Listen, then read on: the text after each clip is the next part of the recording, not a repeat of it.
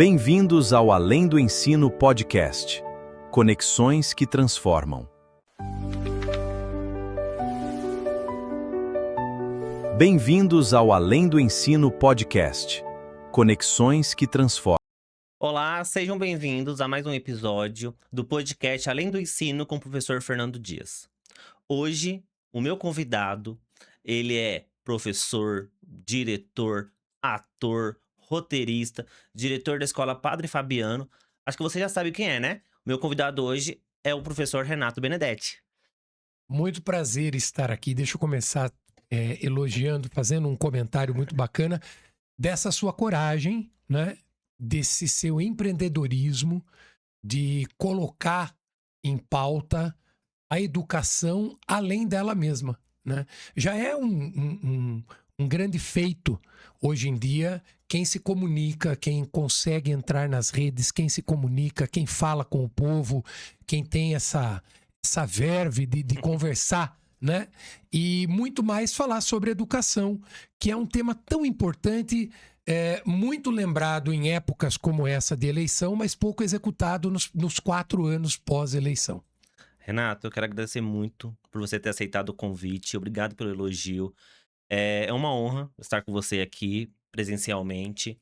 Renato, vamos iniciar o nosso podcast fazendo uma pergunta. Como que nasceu esse amor, né? Essa paixão pela educação? Porque como que eu fiz a sua introdução, eu falei que você é ator, roteirista, professor. Como que nasceu essa paixão da educação até você hoje se tornar diretor de uma escola? Então, começou no ventre, literalmente falando. Literalmente falando. Eu sou o caçula de 4 irmãos, filho de um comerciante. Meu pai era dono de boteco, Sim. né? E foi vereador em Itu por 3 mandatos. E minha mãe era professora. E eu nasci, literalmente, com a minha mãe quase que numa sala de aula, né? Ela trabalhou até as vésperas do parto. E então eu tenho essa ligação. Eu falo que eu tenho essa ligação. Eu tenho uma ligação muito grande com a minha mãe. Eu tenho minha mãe como uma referência de vida. Minha mãe, se você perguntar para mim qual é seu ídolo, minha mãe. Qual é a sua referência? Minha mãe. Minha mãe é a pessoa, eu acho que a pessoa mais evoluída que eu conheci e que conheço até hoje. Não conheço. Não conheço. E com todo respeito, né, sou cristão, mas geralmente as pessoas falam assim, porque Jesus Cristo, a gente crê em Jesus Cristo, mas eu acredito muito naquilo que a gente vive, né? Então eu tenho Jesus Cristo como uma referência espiritual, como uma referência cristã, como uma referência histórica de todos os seus feitos, religiosa, mas eu acho que a questão da referência pessoal é minha mãe. Ela é professora, minha mãe tem 83 anos hoje, trabalhou por quase 50 anos com educação e alfabetizadora. Então, um de nós tinha que seguir esse caminho e graças a Deus fui eu, né? Então, a educação surge pela minha mãe. Minha mãe me ensinou a ser professor.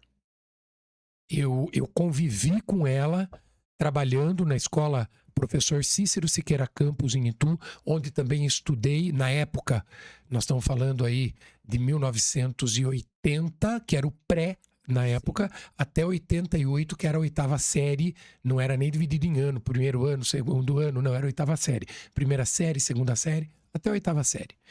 E eu me lembro que eu entrava muitas vezes, eu estava na 7ª série, na 8ª série, e eu entrava porque na escola eles faziam muitas atividades, muitas festas, muitas comemorações, datas comemorativas, que hoje isso se perdeu na educação.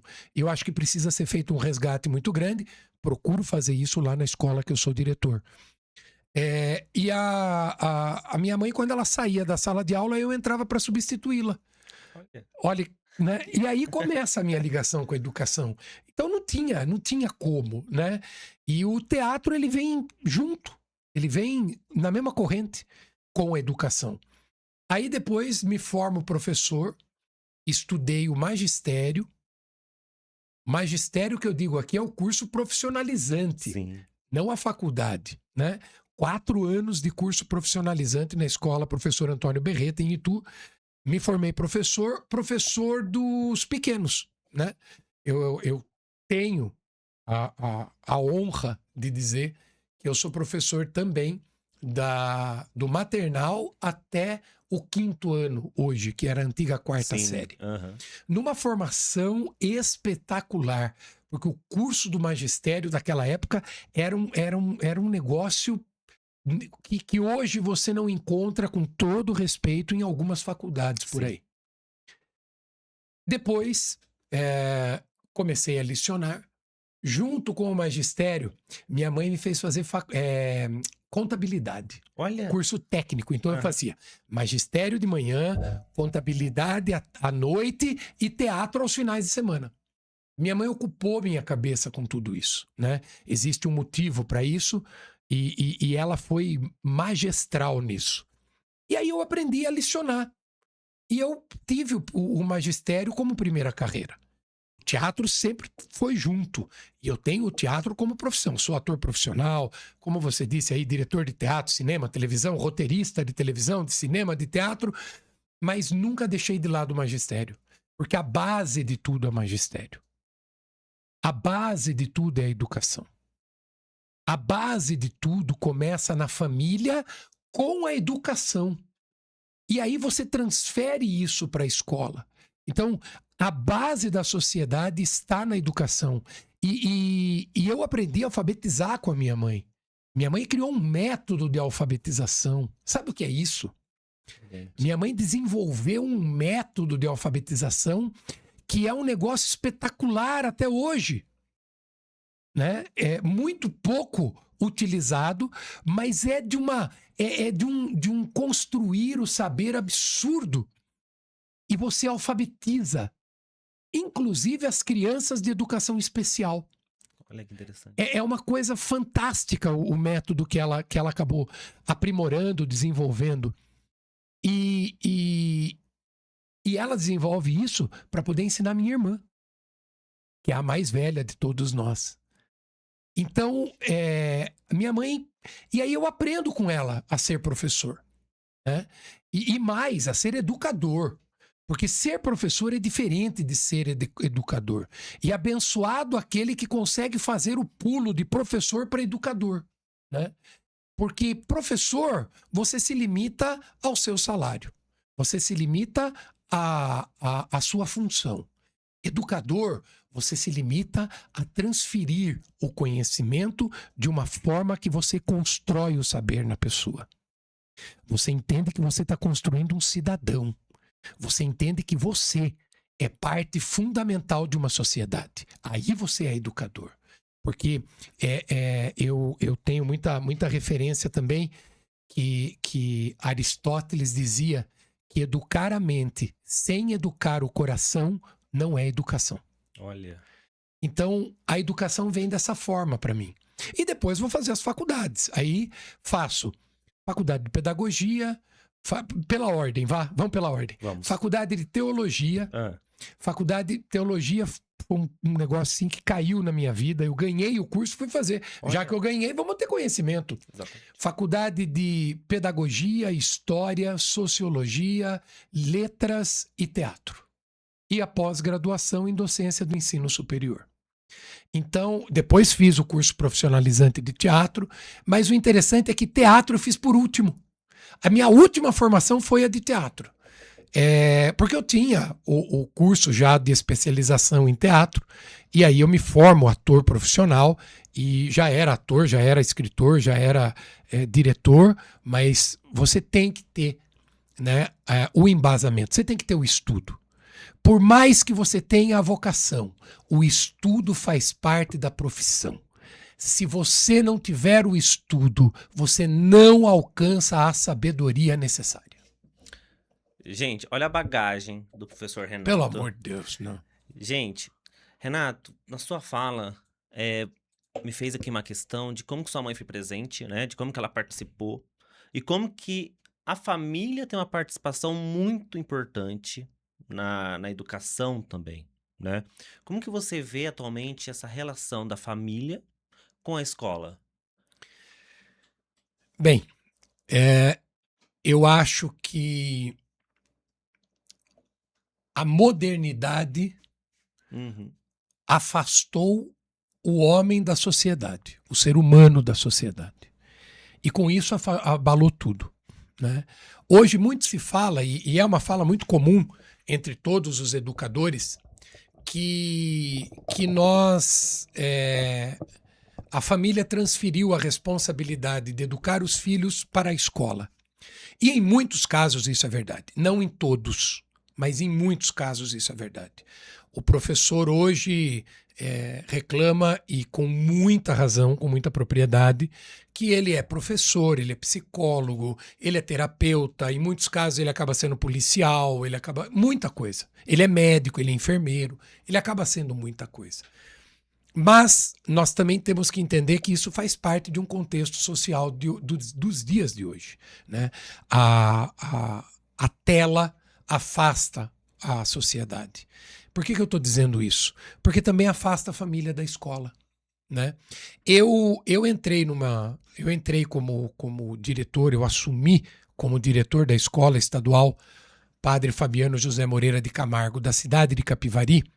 É a maior escola da cidade de Capivari, a única de tempo parcial. São mais de 1.200 alunos ativos na escola. E uma escola que atende a cidade inteira de Capivari. Então eu não tenho, ela fica no centro, mas eu não tenho como falar para você. A gente atende como eles falam, a clientela, né? Os alunos do centro, dos bairros que permeiam o centro. Não, a gente atende tudo. De zona rural, de plantação de cana, de engenho, ao centro da cidade. Então nós temos todo tipo de família ali. Nós temos a família presente e nós temos a não presente. E eu tinha que chegar nessa gente. Não era da cidade, me mudei para Capivari, eu sou de Itu, morava em Salto, e me mudei para Capivari. Por quê? Primeiro porque tem um marido que é sensacional, porque ele topa tudo, né? E nós fomos para Capivari. Mas para ficar próximo da escola e entender como era a sociedade daquele lugar. Como era a mentalidade, como as pessoas agem. Fui muito bem recebido pela cidade de maneira geral e muito bem recebido pela grande maioria da escola, né? Dos componentes, dos docentes e de todos os funcionários da escola. E ali mas faltava mais. Porque por mais que você chegue, você não chega a todo mundo. E aí como é que você faz para chegar em todo mundo? E aí vem a televisão. Eu precisava que esses pais viessem para a reunião de pais. Eu cheguei lá, estava sendo aplicada a prova paulista do 3º bimestre, que ainda era online, hoje ela é física. E eu tinha o desafio de que nós íamos ter SAEB, Provão Paulista e SARESP para aplicar, e eu estaria na escola em 60 dias. Era o meu período. 65 dias entre o dia que eu cheguei, a aplicação do último dia do SARESP. Passando por SAEB, por Provão Paulista, por tudo que tinha. E nós tínhamos que resgatar a escola. Porque era uma escola que vinha, e hoje se questiona muito hoje essa questão dos índices, das metas que o governo do estado colocou, porque tem que bater meta, tem que bater meta. Quero deixar claro aqui talvez uma polêmica, mas eu quero deixar claro que eu não sou contra índice e meta. Não sou. Talvez a maneira da condução tenha sido um pouco torta, né? Mais sinuosa, mas eu acho que o objetivo é de extrema importância. Porque meta, números, e olha, eu não sou de exatas, eu só fiz contabilidade, mas quando eu terminei contabilidade eu cheguei para minha mãe, é sério isso, não é brincadeira, é sério. Cheguei para minha mãe e fiz assim para ela, dá licença, vou pegar seu roteiro e depois devolvo para você. Fiz assim para ela. No dia da formatura, 1991. 18 de dezembro de 1991. Eu fiz assim pra ela. Tó, é seu. Parabéns, a senhora se formou em formou. contabilidade. Porque eu nunca usei, cara. Eu nunca usei contabilidade. Mas não me arrependo de ter feito. Porque hoje, pelo menos, você olhar um balancete na Sim, escola. ajudou. Tenho isso, né? Mas, enfim. A grande questão é que eu precisava falar com esses pais. E eu tinha que atingir isso. Porque a meta, ela nos diz onde nós estamos e para onde nós temos que ir. Agora, o grande detalhe de onde estamos, aonde vamos chegar é como vamos chegar. E eu precisava trazer a comunidade, eu precisava da família. Então, eu fiz a primeira reunião de pais, eu fiz um vídeo de 40 segundos, me apresentando e falando para os pais que eu queria conhecê-los. Que eles viessem para a reunião de pais em tal dia, tal horário, tinha de manhã, de tarde, de noite que eu ia estar lá, que eu precisava falar com eles, que o assunto era sério, parará, parará, parará. Lotou a escola. E eles têm um salão nobre bonito lá. Mas lotou. Coisa assim de quase 600 pais de manhã, mais de 600 à tarde e à noite quase que 400 pais. Isso tudo registrado em ata, tá? Sim. Assinado por eles. Uhum. Então foi um negócio e eu consegui chamar a sociedade. Né?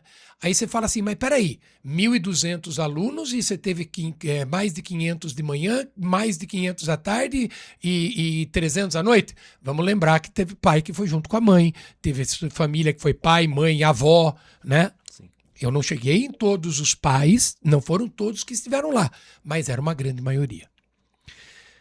E aí eu percebi que a comunicação do vídeo é mais eficiente do que qualquer card ou qualquer post que você faça. O que nós estamos fazendo aqui agora É muito mais importante do que você lançar um post com uma figura mais chamativa que você faça. Mas a pessoa não grava. O recado que você dá em 40 segundos, 1 minuto, ele grava. Que naquele dia ele tem o compromisso de ir para a reunião da escola.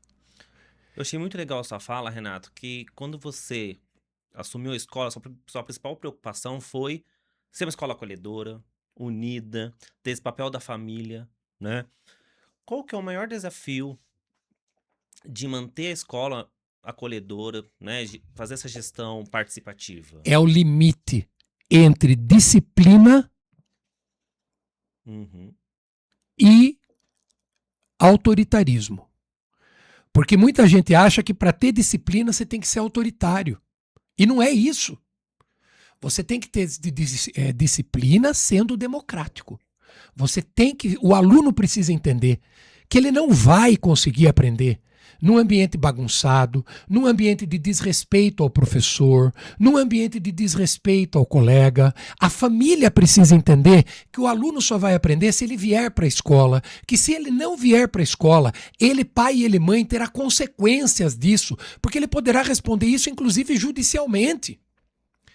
Então, nesta reunião, eu comecei a ensinar e também aos pais, porque mais do que ensinar os filhos, você precisa direcionar esses pais. Sim. E foi aí que nós conseguimos esse resgate. E aí nós saímos de uma escola que tinha 72% a 76% de presença, de aluno presente de presença, fechando o ano em 60 dias a 86, quase 87, com o SAEB, que o anterior não chegou a 80% e aí acabou não sendo nem corrigido, porque você tem a meta de 80% do SAEB estipulado por norma, que você tem que ter 80%, senão não é corrigida a sua escola, para 97,8% de participação dos alunos de terceiros e nonos anos do SAEB. O Provão Paulista, nós tivemos 96 e alguma coisa. O SARESP, no final do ano, nós tivemos mais de 98% da escola participando. Isso é número que você não tem como burlar. Não. Porque é o aluno fazendo a prova, ela é uma prova física, então não tem como. Não é o professor da escola que aplica, vem gente de fora. Então, é a gestão onde você coloca o limite mas sem que o aluno perca o protagonismo. O aluno ele é protagonista da escola, mas a condução da escola é do adulto, junto com a família. É necessário que se tenha disciplina, mas não com autoritarismo. A autoridade não é autoritarismo. Perfeito. Você tem que ter democracia, né? Muito se fala da avaliação de desempenho do governo do estado de São Paulo, que é uma polêmica, né? Deixa avaliar.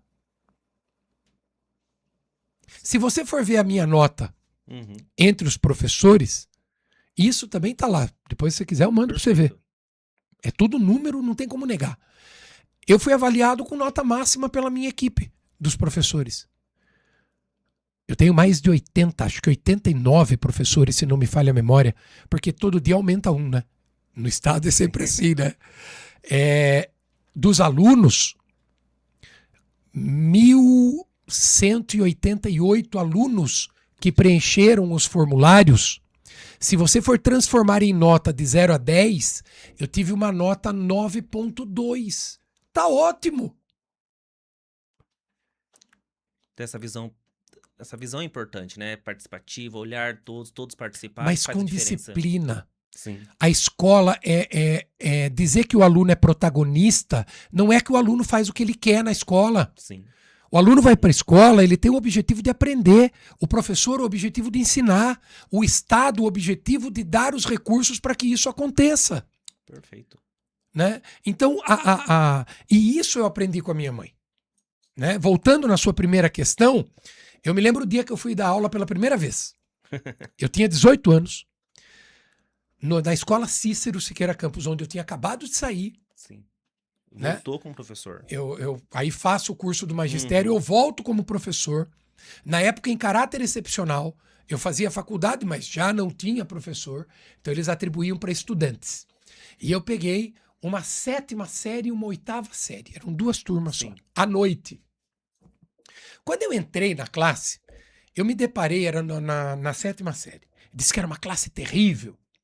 Quando eu entrei na sala, eu me deparei com 2 realidades. A primeira, com muitos alunos que eram bem mais velhos do que eu.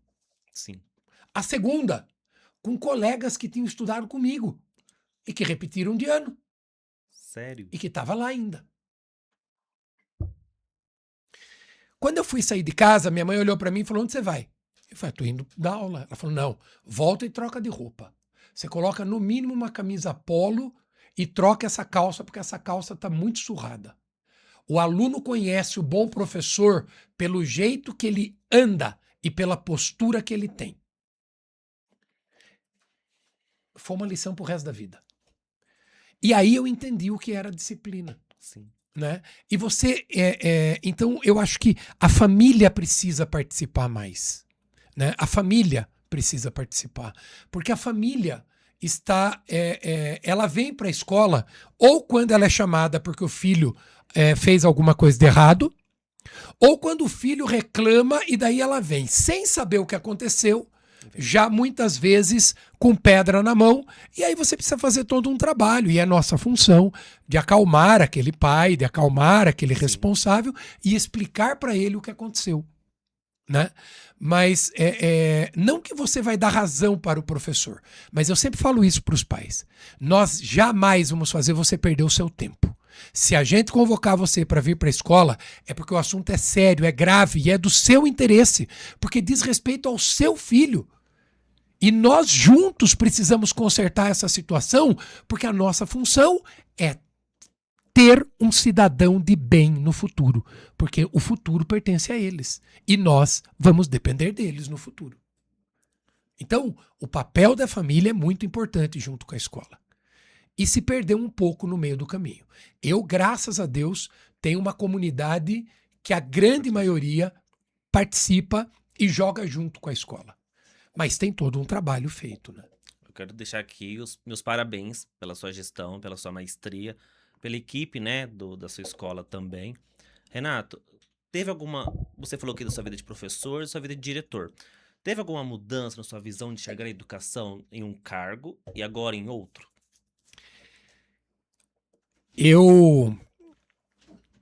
Eu sou professor desde 1994. Uhum. Eu tinha cabelo.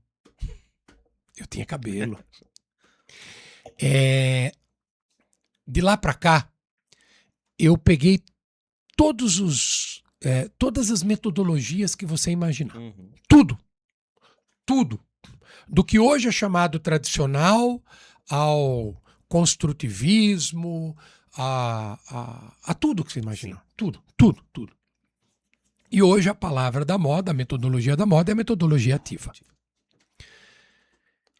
Eu acho que não existe um sistema único. Existe a flexibilidade de você entender que hora o professor precisa ocupar o papel de ensinar. E ora, ele precisa passar a responsabilidade do aprender para o aluno. É não confundir metodologia ativa com jogar para o aluno que ele se vire para aprender. Eu acho que esse é o grande ponto. E aí quando você consegue ter essa balança, e você consegue entender qual é a parte que te cabe nesse latifúndio, morte e vida severina, você consegue fazer o equilíbrio da educação. Eu assumi o ano passado o concurso do Estado e depois de 30 e tantos anos em sala de aula, eu vou para uma coordenação. Porque daí eu podia ir para a coordenação. Por que você não se efetivou antes? Porque eu fui fazer outras coisas. Eu não deixei de ser professor, mas se eu assumisse um cargo de professor efetivo, eu não conseguia fazer tudo o que eu fiz no teatro, tudo o que eu fiz na televisão, tudo que eu escrevi, todos os projetos que eu desenvolvi na minha vida. A vida é feita de escolha. Eu não me arrependo de nada que eu fiz. Nada na minha vida. Porque a vida é feita de escolha. E aí, voltei para o magistério, porque né, a pandemia nos ensinou muita coisa também, né? E eu acho que a gente precisa aprender também com as coisas difíceis da vida, e a pandemia me ensinou muita coisa. E me ensinou, por exemplo, que isto aqui, foi uma grande ferramenta, porque reuniões que duravam horas, que duravam... que você tinha que ir para São Paulo para participar de pautas e pautas para fechar ideias de capítulos, de séries, você fazia por uma chamada de vídeo. E aí me sobrou mais tempo. O que eu vou fazer? Voltei a lecionar no Estado. Mas nisso tudo eu passei por várias fases, né? Eu já tinha a experiência de 97 a 2000 ter sido diretor de Cultura e Educação em Itu. Olha. Olha que loucura. Não? 23 anos de idade eu me torno diretor de Educação e Cultura numa cidade como Itu. E ali nós implantamos, por exemplo, o que hoje é o EJA, que na época era o supletivo. Eu participei da construção do EJA de Itu, como diretor de Educação de Itu. Então eu tive experiências riquíssimas nessa área, né?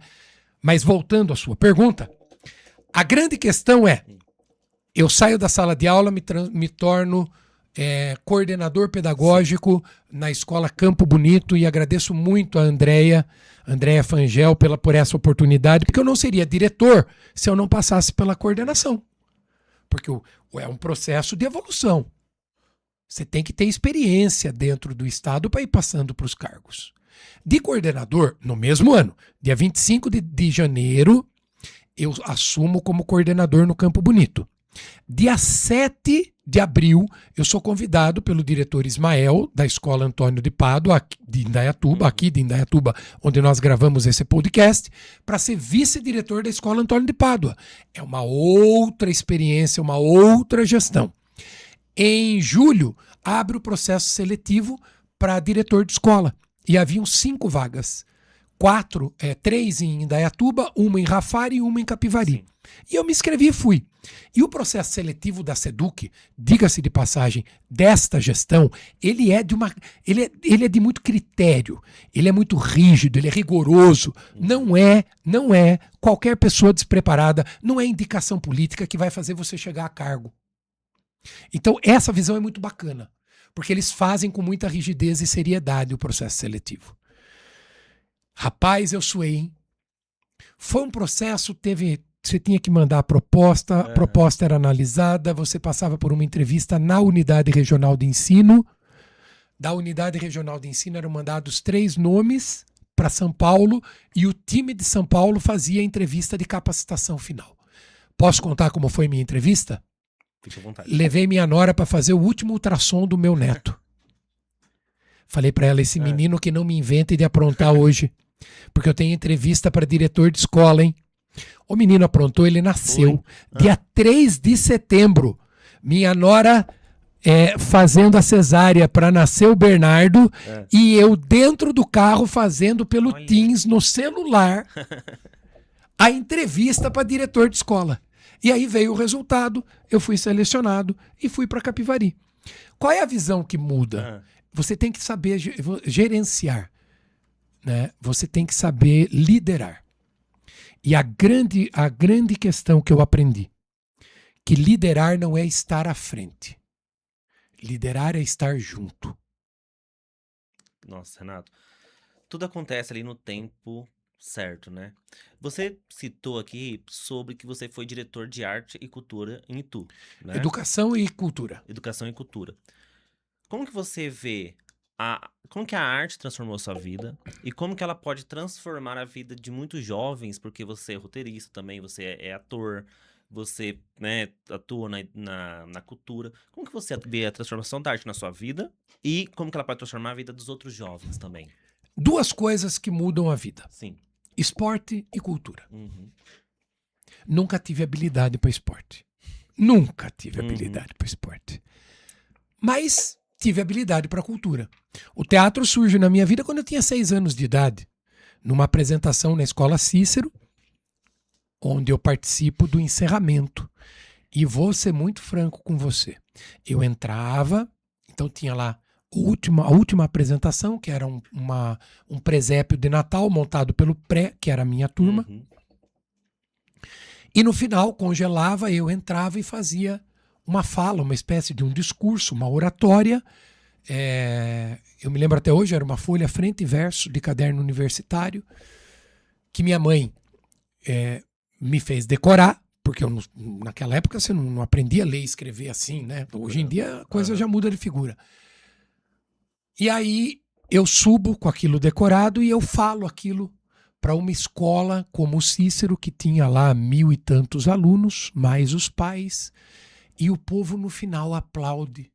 E a professora falou para mim, olha, no final, Renato, você faz assim, tá? Que é o cumprimento do teatro. E quando eu fiz assim, e ergui a cabeça e eu vi aquela gente me aplaudindo, gostei. Nunca mais desci do palco. Nunca mais. Dos 6 anos até hoje, eu nunca mais parei de atuar. Aquilo tomou conta de mim. Ali surgia a arte.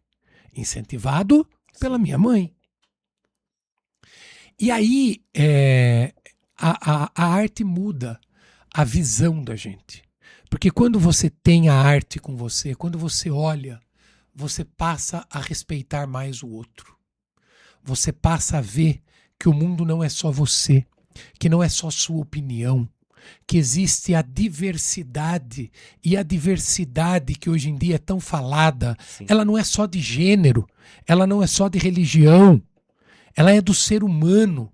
E graças a Deus que nós temos isso, e pela arte você consegue expressar isso. Seja artes plásticas, seja o teatro, seja que é a arte cênica, que é a minha área. Mas você transforma a vida da pessoa. Você resgata as pessoas. Né? Eu acho que a grande função do resgate do ser humano, quando você tem o esporte, a arte, e quando você tem algum tipo de fé. Eu não vou falar de religião, eu vou falar de fé. Eu tenho a minha religião, você tem a sua. O nosso câmera tem a dele, mas todos nós, independente da religião, temos fé. Sim. E a fé é diferente da religião. Então, eu acho que isso transforma. E eu, como professor, eu sempre levei muito isso para a sala de aula. Eu sempre levei os alunos para teatro, eu sempre organizava excursões para... Lógico, você tinha que levar para parque aquático, você tinha que levar para parque de diversão, mas sempre tinha um museu, sempre tinha um teatro, sempre, sempre, sempre. Eu me lembro que na Escola Benedito Lázaro de Campos, onde Sim. eu atuei Uhum.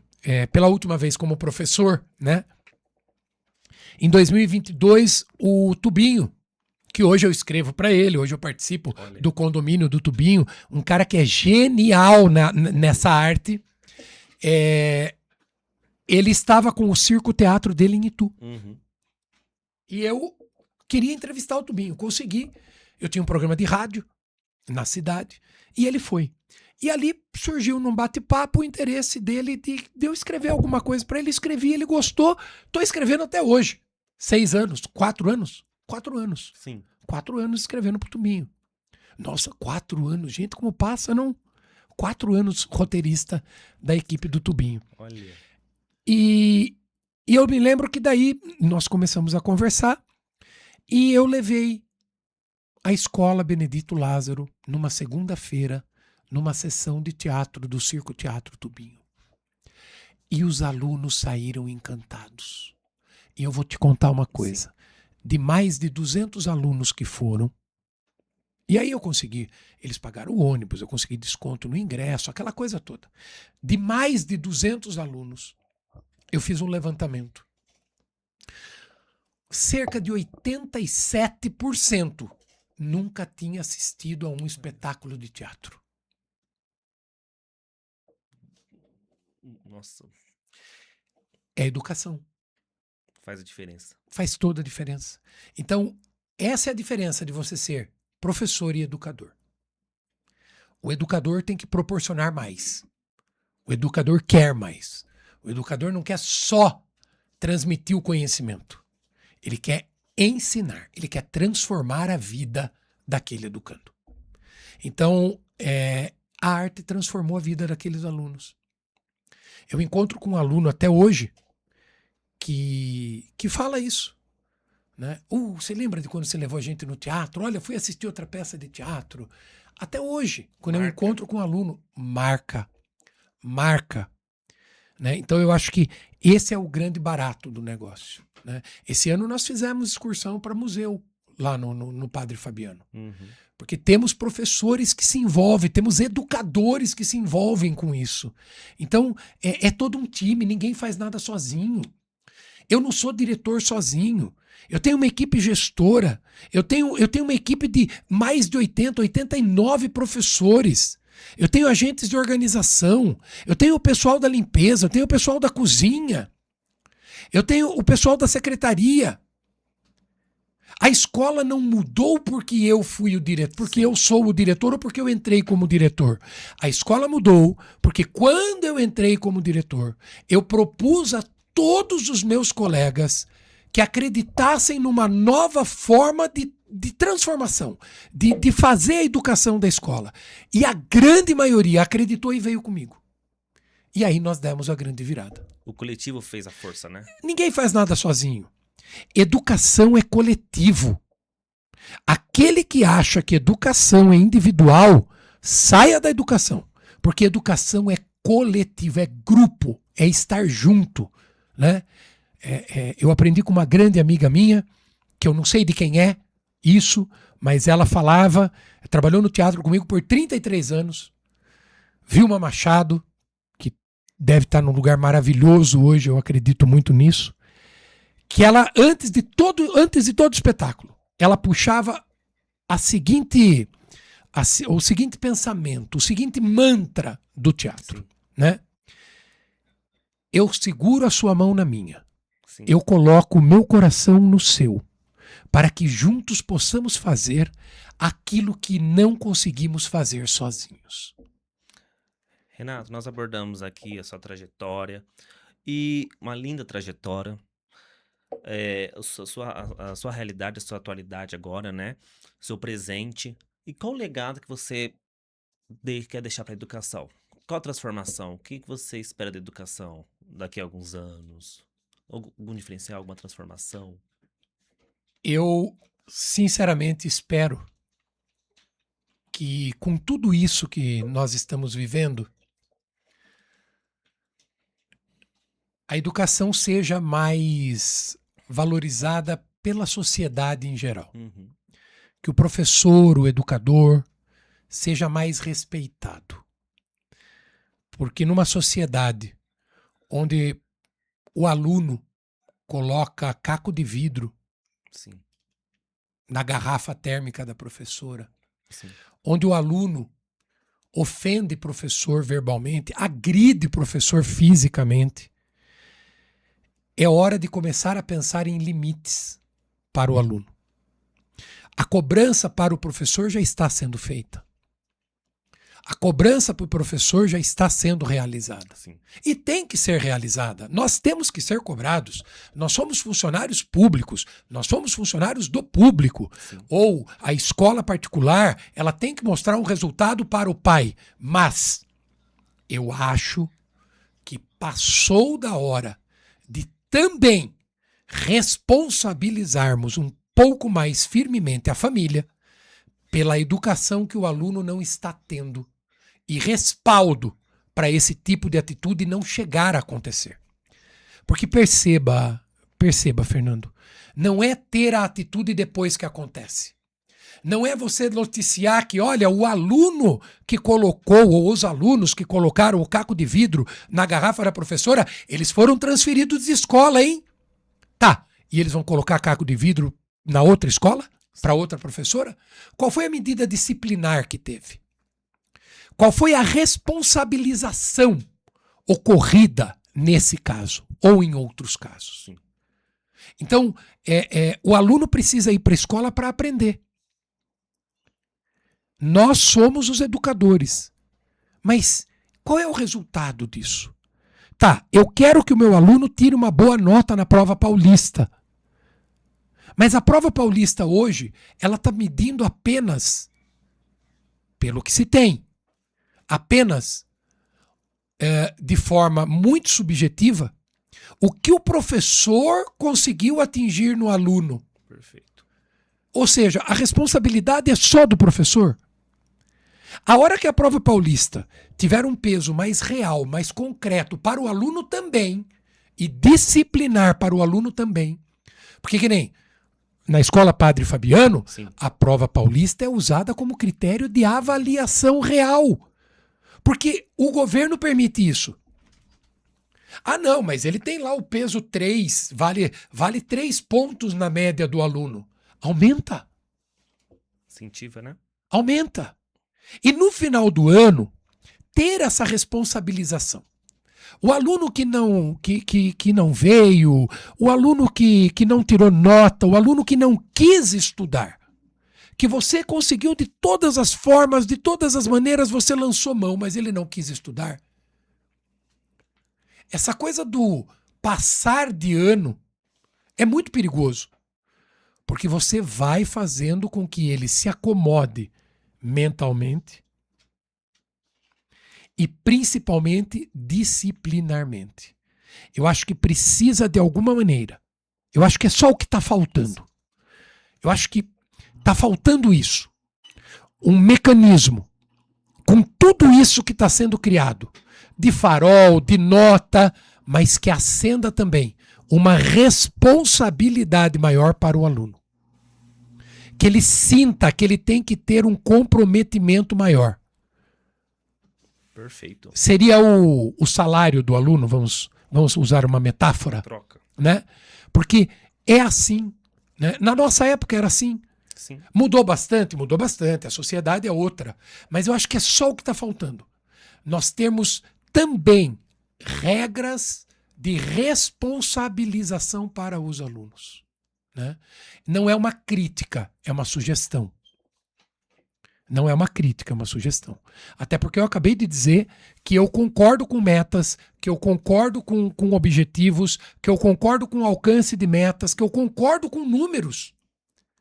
Mas eu acho que ainda falta essa questão também para o aluno de maneira mais disciplinar, não autoritária. Porque disciplina não é autoritarismo. Renato, a sua conversa, a participação aqui foi extremamente importante. Eu quero agradecer aqui a sua participação. Gente, eu não segui o roteiro, Que bom, né? Conduziu, né? O Renato respondeu. Renato, muito obrigado mesmo pelo seu tempo, pela sua participação. Que você continue fazendo essa transformação na educação. Que você continue ainda acreditando nos seus sonhos. Muito obrigado mesmo. Quero deixar uma lembrancinha pra você. Pela Opa! participação. Olha só! Muito obrigado. Muito- Rapaz, agora eu vou por óculos. Eu- Seguimos juntos além do ensino, com certeza, com certeza. E eu, mais uma vez, quero agradecer você. Quero dizer a você, mais uma vez, parabéns Imagina. pelo seu empreendedorismo. Porque coragem não lhe falta, mas pelo seu empreendedorismo de estar colocando aqui um programa voltado para a educação, que muitas empresas possam ver a sua seriedade, o seu comprometimento e venham patrocinar este programa, porque tudo isso aqui, televisão, audiovisual, internet, tem um custo, e que venham patrocinadores para esse programa sério, que traz algo além do ensino e a importância da educação. Só a educação transforma. Já dizia meu grande amigo cineasta e dramaturgo Emílio Fontana, quem eu tive o prazer de aprender a escrever para televisão. Toda transformação. A frase era exatamente essa. Eu me emociono quando eu falo do Emílio, desculpe, mas vamos lá. A frase era exatamente essa. Somente pela educação e pela cultura se transforma ou se constrói uma nação. Olha. Só pela educação e pela cultura se transforma ou se constrói uma nação. Então, eu acho que é isso, né? E nós temos muitos desafios, né? A educação é um grande desafio. E ter um programa, um podcast com esse tema, né? Que as pessoas olhem para isso, né? Que quem tem interesse pela educação olhe para isso, porque você é um cara que está disposto a fazer a diferença na educação mais do que tudo. E eu acho que esse é um grande passo. Parabéns. Eu que agradeço, Renato, mais uma vez. Bom, o episódio fica por aqui. Eu espero que você tenha gostado, né? Foi uma conversa extraordinária. Renato, dá pra gente continuar aqui, fazer o episódio 2, episódio 3, episódio 4, 5, porque você tem uma bagagem muito linda. Parabéns. Bom, você, deixe sua curtida, seu comentário e até mais.